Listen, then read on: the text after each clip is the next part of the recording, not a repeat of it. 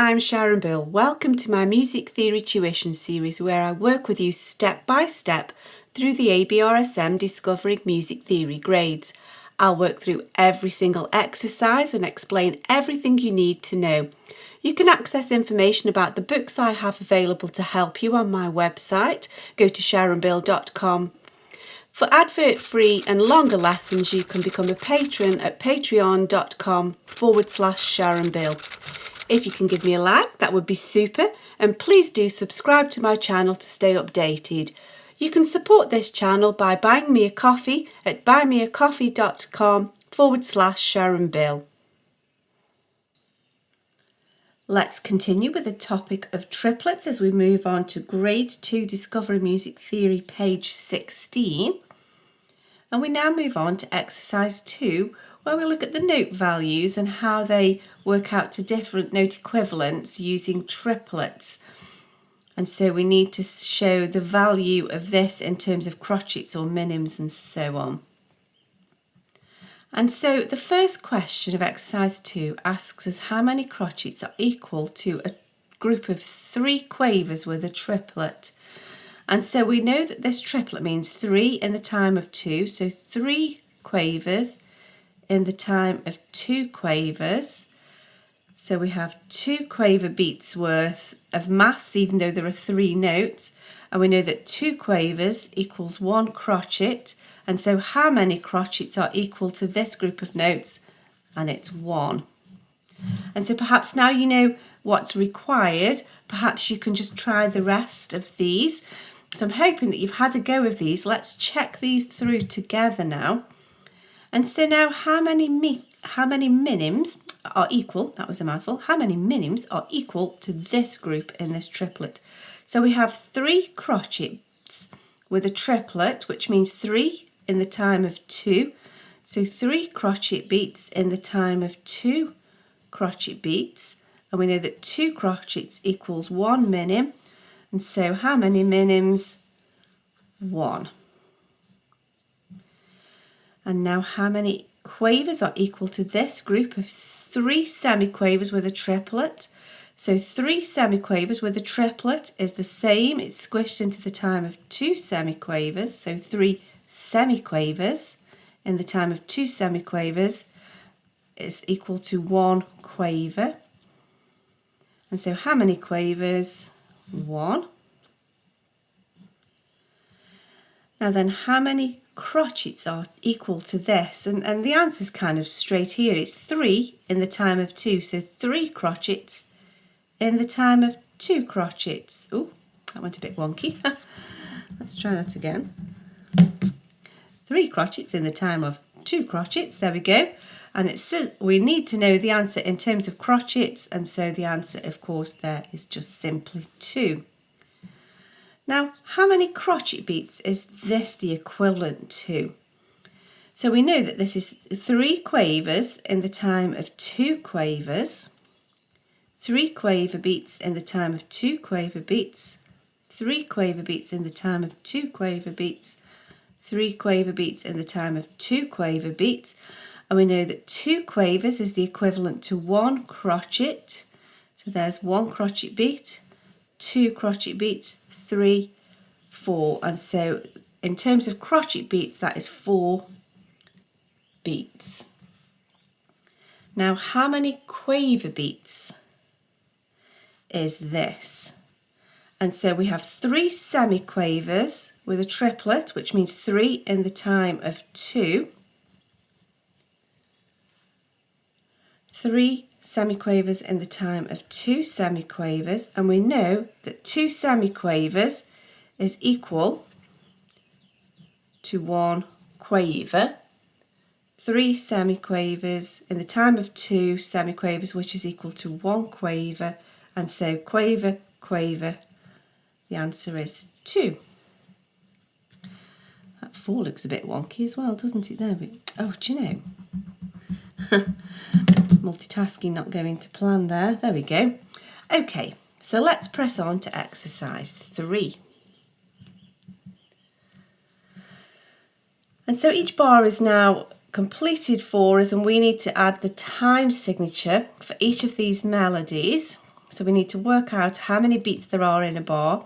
We need to work out how many crotchet beats in this case, but that may change depending upon what the time signature bottom number is.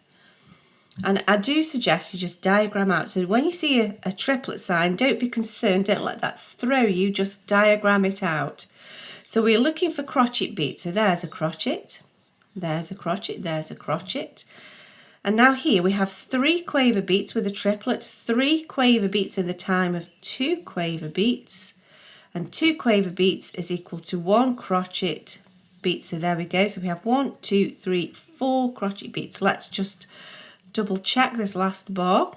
So a minim gives us 2 crotchet beats worth. And here's a minim rest, which is another 2 crotchet beats. 1, 2, 3, 4. That's correct. You could work out the answer just looking at this one easy bar without even getting thrown, without even bothering to look at this. However, it's good practice to just diagram it all out. Let's squeeze every drop of revision out of this so that we're prepared for anything. And then we'll be thoroughly conversant with the topic, won't we? Let's try this next one together. Again, we're counting in crotchet beats, so how many crotchet beats per bar? So there's a crotchet. 2 quavers gives us a crotchet beat. There's a crotchet. So 1, 2, 3. We could just go ahead and say there's the answer, but let's carry on and sort out this last bar. 3 quavers in the time of 2 quaver beats because of the triplet gives us 1 crotchet beat, and we know that a minim divides into 2 crotchets, so there's our 1, 2, 3. So we know that's correct. So perhaps now you feel you can just continue with the rest of this exercise 3. I do suggest you just have a go. It's okay to make mistakes. I know that I always say this, but it's so important that you just have a go, and it's okay to make mistakes. Better to make them now and learn as you go along from those. So we need to count how many minim beats now per bar. So we're looking for groups of minim beats. So there's 1. 2 crotchet gives us a minim beat. Now 3 crotchet beats because of the triplet in the time of 2 crotchet beats, which is 1 minim's worth. So there's our next minim beat.